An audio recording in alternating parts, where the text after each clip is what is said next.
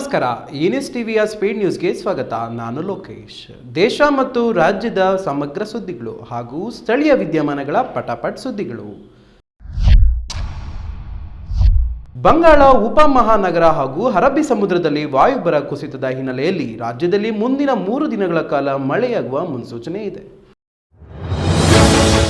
ಬಂಗಾಳ ಉಪಮಹಾಸಾಗರ ಹಾಗೂ ಅರಬ್ಬಿ ಸಮುದ್ರದಲ್ಲಿ ವಾಯುಭಾರ ಕುಸಿತದ ಹಿನ್ನೆಲೆಯಲ್ಲಿ ರಾಜ್ಯದಲ್ಲಿ ಮುಂದಿನ 3 ದಿನಗಳ ಕಾಲ ಮಳೆಯಾಗುವ ಮುನ್ಸೂಚನೆ ಇದೆ. ಕರಾವಳಿ ಮತ್ತು ದಕ್ಷಿಣ ಒಳನಾಡಿನಲ್ಲಿ ವ್ಯಾಪಕ ಮಳೆಯಾಗುವ ಸಾಧ್ಯತೆ ಇದೆ. ಇಂದು ಮತ್ತು ನಾಳೆ 6 ಜಿಲ್ಲೆಗಳಿಗೆ ಯೆಲ್ಲೋ ಅಲರ್ಟ್ ಘೋಷಿಸಲಾಗಿದೆ. ಮೀನುಗಾರರಿಗೆ ಸಮುದ್ರಕ್ಕೆ ಇಳಿಯದಂತೆ ಎಚ್ಚರಿಕೆ ನೀಡಲಾಗಿದೆ.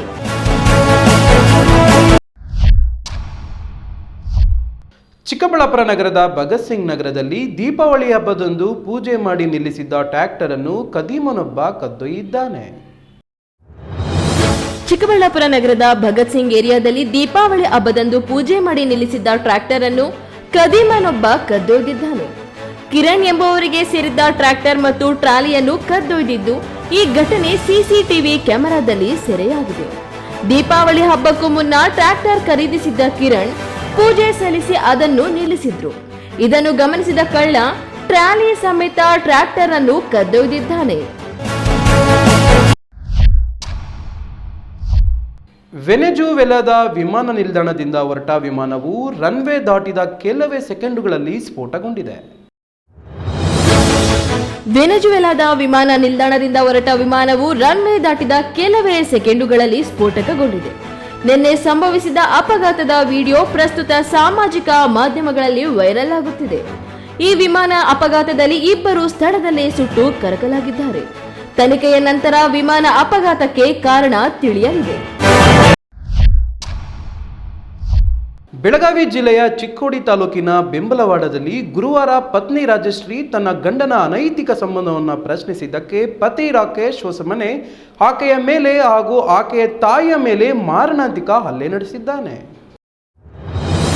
ಬೆಳಗಾವಿ ಜಿಲ್ಲೆಯ ಚಿಕ್ಕೋಡಿ ತಾಲೂಕಿನ ಬೆಂಬಲವಾಡದಲ್ಲಿ ಗುರುವಾರ ಪತ್ನಿ ರಾಜಶ್ರೀ ತನ್ನ ಗಂಡನ ಅನೈತಿಕ ಸಂಬಂಧವನ್ನು ಪ್ರಶ್ನಿಸಿದ್ದಕ್ಕೆ ಪತಿ ರಾಕೇಶ್ ಹೊಸಮನೆ ಆಕೆಯ ಮೇಲೆ ಹಾಗೂ ಆಕೆಯ ತಾಯಿಯ ಮೇಲೆ ಮಾರಣಾಂತಿಕ ಹಲ್ಲೆ ನಡೆಸಿದ್ದಾರೆ. ಈ ಘಟನೆಯ ವಿಡಿಯೋ ಸಾಮಾಜಿಕ ಜಾಲತಾಣದಲ್ಲಿ ವೈರಲ್ ಆಗಿದ್ದು ಚಿಕ್ಕೋಡಿ ಪೊಲೀಸ್ ಠಾಣಾ ವ್ಯಾಪ್ತಿಯಲ್ಲಿ ಪ್ರಕರಣ ದಾಖಲಾಗಿದೆ.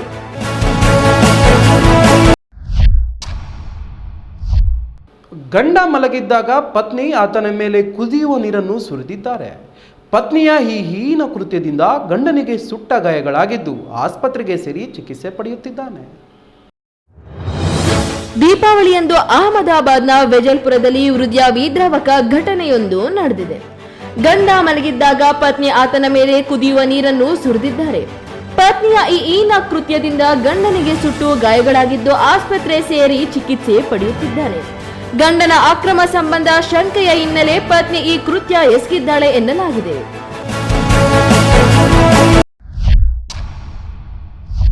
ಟರ್ಕಿಯ ಕರಮ್ನರಸ್ನಲ್ಲಿ ವಾಸಕ್ಕೆ ಯೋಗ್ಯವಲ್ಲದ ಕಟ್ಟಡಗಳನ್ನು ತೆರವುಗೊಳಿಸುವ ಕಾರ್ಯಾಚರಣೆ ವೇಳೆ ಬುಧವಾರ ದುರಂತ ಸಂಭವಿಸಿದೆ.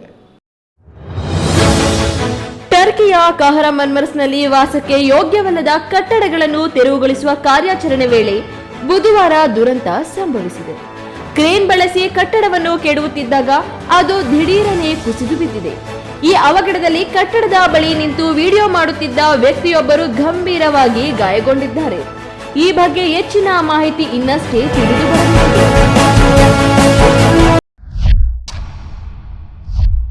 ದೆಹಲಿಯ ರೋಹಿಣಿ ಪ್ರದೇಶದಲ್ಲಿ ಅಪರಾಧ ವಿಭಾಗದ ಪೊಲೀಸರು ನಡೆಸಿದ ಎನ್ಕೌಂಟರ್ನಲ್ಲಿ 4 ರೌಡಿಗಳು ಸಾವನ್ನಪ್ಪಿದ್ದಾರೆ. ದೆಹಲಿಯ ರೋಹಿಣಿ ಪ್ರದೇಶದಲ್ಲಿ ಅಪರಾಧ ವಿಭಾಗದ ಪೊಲೀಸರು ನಡೆಸಿದ ಎನ್ಕೌಂಟರ್ನಲ್ಲಿ 4 ರೌಡಿಗಳು ಸಾವನ್ನಪ್ಪಿದ್ದಾರೆ. ಸರಣಿ ಅಪರಾಧ ಘಟನೆಗಳಲ್ಲಿ ಭಾಗಿಯಾಗಿದ್ದ 4 ರೌಡಿಗಳು ಪೊಲೀಸರಿಗೆ ತಲೆನೋವಾಗಿ ಪರಿಣಮಿಸಿದ್ರು. ಈ ಪರಿಸ್ಥಿತಿಯಲ್ಲಿ ದೆಹಲಿ ಮತ್ತು ಬಿಹಾರ ಪೊಲೀಸರು ಒಟ್ಟಾಗಿ ಕ್ರಮ ಕೈಗೊಂಡು ಇಂದು ಬೆಳಗ್ಗೆ ಕಾರ್ಯಾಚರಣೆ ನಡೆಸಿದ್ದಾರೆ. ಇದಕ್ಕೆ ಸಂಬಂಧಿಸಿದ ವಿಡಿಯೋ ಸೋಷಿಯಲ್ ಮೀಡಿಯಾದಲ್ಲಿ ವೈರಲ್ ಆಗಿದೆ.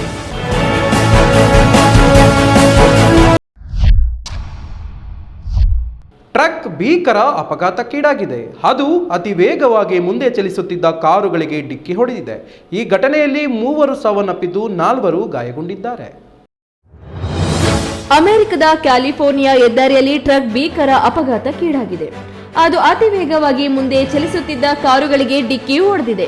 ಈ ಘಟನೆಯಲ್ಲಿ 3 ಸಾವನ್ನಪ್ಪಿದ್ದು 4 ಗಾಯಗೊಂಡಿದ್ದಾರೆ. ಅಪಘಾತದ ಆಘಾತಕಾರಿ ದೃಶ್ಯಗಳು ಕಾರಿನ ಡ್ಯಾಶ್ಬೋರ್ಡ್ ಕ್ಯಾಮೆರಾದಲ್ಲಿ ದಾಖಲಾಗಿವೆ. ಪೊಲೀಸರು ಚಾಲಕ ಜಶ್ವನೀತ್ ಸಿಂಗ್ ಅವರನ್ನು ಬಂಧಿಸಿದಾಗ ಅವರು ಮಾದಕ ವಸ್ತುಗಳ ಪ್ರಭಾವದಲ್ಲಿದ್ದರು ಎಂದು ಕಂಡುಬಂದಿದೆ. ಇದು ಯಾವಾಗ ನಡೆದಿದೆ ಎಂಬುದು ತಿಳಿದುಬಂದಿಲ್ಲ. ತಮಿಳುನಾಡಿನಲ್ಲಿ ಈಶಾನ್ಯ ಮುಂಗಾರು ಪ್ರವೇಶ ಹಾಗೂ ಚಂಡಮಾರುತ ಪ್ರಸರಣದಿಂದ ಕರ್ನಾಟಕವೂ ಸೇರಿದಂತೆ ದೇಶಾದ್ಯಂತ ಧಾರಾಕಾರ ಮಳೆ ಆಗುತ್ತಿದೆ. ಈ ವರ್ಷವೂ ಮುಂಗಾರು ಮಳೆ ದೇಶಾದ್ಯಂತ ಉತ್ತಮವಾಗಿ ಆಗಿದೆ. ತಮಿಳುನಾಡಿನಲ್ಲಿ ಈಶಾನ್ಯ ಮುಂಗಾರು ಪ್ರದೇಶ ಹಾಗೂ ಚಂಡಮಾರುತ ಪ್ರಸರಣದಿಂದ ಕರ್ನಾಟಕವೂ ಸೇರಿದಂತೆ ದೇಶದಾದ್ಯಂತ ಧಾರಾಕಾರ ಮಳೆ ಆಗುತ್ತಿದೆ. ಈ ವರ್ಷ ಮುಂಗಾರು ಮಳೆ ದೇಶದಾದ್ಯಂತ ಉತ್ತಮವಾಗಿ ಆಗಿದೆ. ಇದೇ ಸಂದರ್ಭದಲ್ಲಿ ಹಿಂಗಾರು ಮಳೆ ಸಹ ಉತ್ತಮವಾಗಿ ಆಗುವ ನಿರೀಕ್ಷೆ ಇದೆ. ಅಲ್ಲದೆ ಇದೀಗ ವಿವಿಧ ಭಾಗದಲ್ಲಿ ಧಾರಾಕಾರ ಮಳೆ ಆಗುತ್ತಿದ್ದು ಅರಬ್ಬಿ ಸಮುದ್ರದಲ್ಲಿ ಉಂಟಾಗಿರುವ ವಾಯುಭಾರ ಕುಸಿತವು ಪರಿಣಾಮ ಬೀರಿದೆ.